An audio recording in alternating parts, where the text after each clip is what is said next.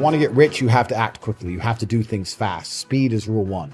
Not enough people understand the importance of speed, because every hour you spend not making money is an hour you're not going to get back. The sooner you turn on the tap to the money, the more money you're going to make. You have to be very, very quick. A lot of people think my life is so interesting, and they think the things I say are so controversial and interesting, and they're 5% of what's in my head. Yeah. I could say so much more controversial things. I could say things far more abrasively, and I have stories which are far more interesting than the ones anyone's ever heard. Yeah. And I only tell a very small percent because I have to protect myself and the people I care. I would have the ability to speak and everybody absorb my knowledge and words and understand that I'm ultra intelligent.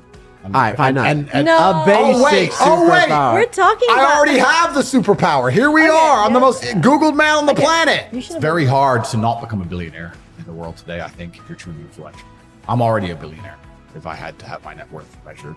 I genuinely want every single Tate fan, anybody who listens to what I say, to have an improved life. I want their life to be better for listening to me, whether it's in their relationship or whether it's in their physical stature or their financial capability. The idea of a 16-year-old spending their last money on a coin because I said so and them losing money would bother me at night. And they will lose it. And they will lose. Of course they'll lose. Crypto is, this is what most people don't even understand about the crypto market. It's player versus player. You can only sell it for $10 after buying it for $1 because someone's buying it at $10. Someone is out to lose. So you can't launch a coin and nobody loses. This is why I haven't launched a crypto. I can make $10 billion today if I launched a crypto, but I refuse to do it because people are going to lose under my name. It's all clown world. And then you get to the point where you have to realize, do I need more money or do I want to genuinely be a force for good in the world? And I don't need money. It's the last thing I need. So I'm not going to sell my soul. Logan's obviously a brokey. So he sold his soul like a punk. And now God, then he insulted God, which was great. I didn't see that. He robbed all his fans, and then he sat there and insulted God, and now God's teaching him a lesson. And maybe he's take his atheistic ass and go look in the fucking mirror and understand that there's powers in his universe he doesn't understand. And he can stop being an arrogant piece of shit. He can apologize to his fans. He can take the last money in his little brokey bank account and refund it like a man would. That's what I'd do if they were insulting me. I'd go and say, look, here's my bank balance. I have this much money. I'm giving it to charity. Guy's a fucking punk. He just wants to continue to talk on podcasts and pretend his fans are going to care about him forever. Nobody respects that man any longer from the day he attacked me. Anybody who attacks me gets fucking wrecked. True Jordy lost every sponsor, got wrecked. Logan got wrecked. I'm divinely protected. These clowns need to just not say my name. So yeah, because they're people without morals. And if you have no morality on a long enough time scale, God will teach you a lesson. They're fucking morally bankrupt individuals and just sitting there, anything they can to grab some money from the world, fucking their fans. All the world's money is moving to Dubai. Or at least setting up a second life in Dubai in the event of something going wrong in their host country where they can instantly bounce. And when I say all the world's money, I mean everything. All the Russians are going there. Chinese are starting to go there. Everyone I know in Europe with money has got a second home in Dubai. Everyone's setting up because it's designed in a way where you can go, you can spend a few weeks there, you can get your residency, you can become a resident. It's so easy to buy property. There's 0% taxes. They've got banking, which is all legit. Them the best banking in the world. They've got shopping. They've got everything.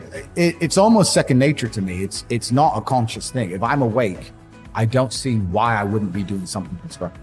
I'm a conscious now. I've woken up. I'm either in the gym or I'm working. What else am I going to do besides turn my brain off in front of Netflix? It's just all clown world to me. If I'm awake, it's work or training, and that's how I've always lived, and that's just how I'm going to live as long as I can. If I get to a point where I fully need to slow down, then well, it's interesting about watching content because watching content can be a double-edged sword. You can learn a bunch of things, and everyone at home here, I like to feel like they're getting value and they're learning things. But there's also the other edge of people who feel like if they just watch a bunch of shit and do nothing, that they're taking action. They feel better about themselves, but they're not actually taking action. You know, so you have to balance the two carefully. Ultimately, it's going to be action that shapes your world. Ultimately, you're going to have to do something. So if you're watching something, you should be very conscious of what it is. I mean, I've created my reality, absolutely. I've cut out all bullshit in my life. Like, I don't have TikTok installed on my phone, man. So I don't have anything. I don't have anything installed on my phone. I don't absorb any bullshit, fucking random entertainment. I don't watch any podcasts of anyone else. Like nothing. I don't need to. I've tried to be very, very efficient with it. But yeah, you have to be careful if you just watch too much content. Like you guys have a website, right? And you teach things. I have a website. I teach things. Whatever. If you watch this podcast and you genuinely learn things from it, then you should be on one of the two websites by the end of this. By the time the conversation ends. If you're going to watch the podcast and go, yeah, they're all pretty smart. Anyway, then you've wasted your time. If you're going to watch something, it needs to either tell you what to do or inspire you to take action. If you're not going to take action, you're going to fail. It's the reality. I said that I don't read books, and I'm very anti-reading, and it upset a whole bunch of people. My problem with reading is not that there's not good information there. It's too slow. It feels slow. I'm with him. I'm with him. It feels slow. I just feel like I don't have read a bit faster. Yeah, perhaps. I don't have the hours. I'm now at the point where I will hand the book to my PA and say, give me a 2-minute samaj. Like for me, that's just where I am. But also, life teaches you a lot. And I think a lot of people are not very self-reflective of their own lives. I don't think you can read a book and that's great. But I think if you're living an interesting life, if you were to take half an hour a day to actually sit and go, okay, what good has happened to me today? And what bad has happened to me today? Why have those things happened? And how can I prevent them from happening again? Most people don't, that kind of crap doesn't even cross their minds. Like every day I will sit at the end of the day and go, what bad has happened to me? How did that happen? Did I get caught slipping was I on the street and some guys come up to me and it could have been a dangerous situation? Like, how could I genuinely have improved my reality? And you can self-reflect and teach yourself everything. But that's total ownership of your life, isn't it? But you have to have.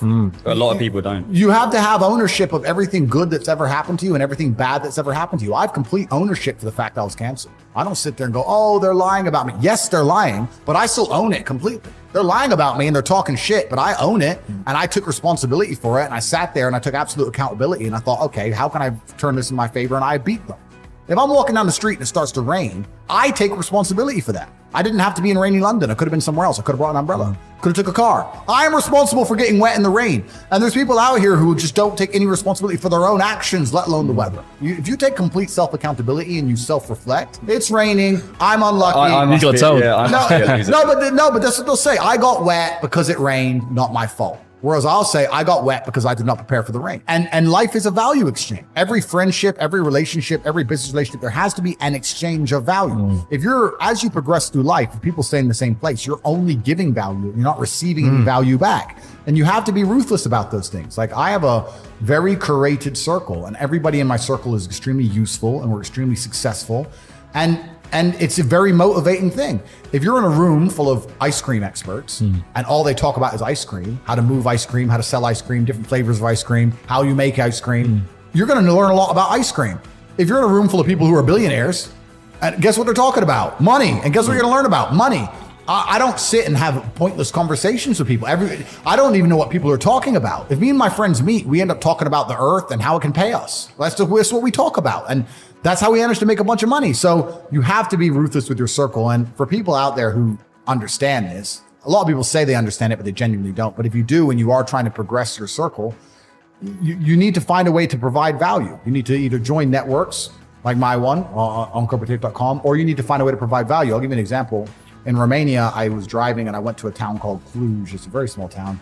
I went in a nice car and a kid came up to me and he said, I run the car spotting page and we take pictures with Ferraris and Lamborghinis. Can I take a picture? I said, yeah, sure. And anyway, he took a picture of it and then he gave me his business card and he said, I just want you to know, I don't even like cars.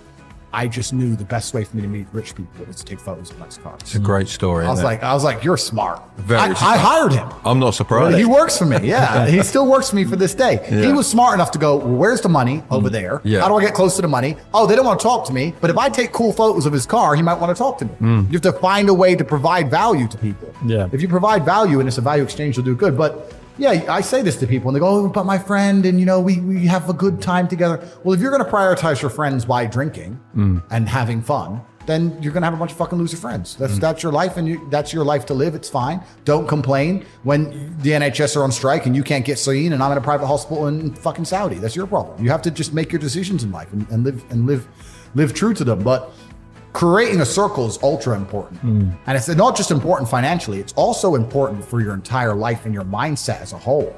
Because it's amazing, especially amongst men, we never want to be the poorest person in the room. We never want to be the weakest person. You never want to be, so if you're with a group of killers, you have now this massive expectation. It's almost like societal pressure and a positive force. If I go to my friends, I can't be the weakling.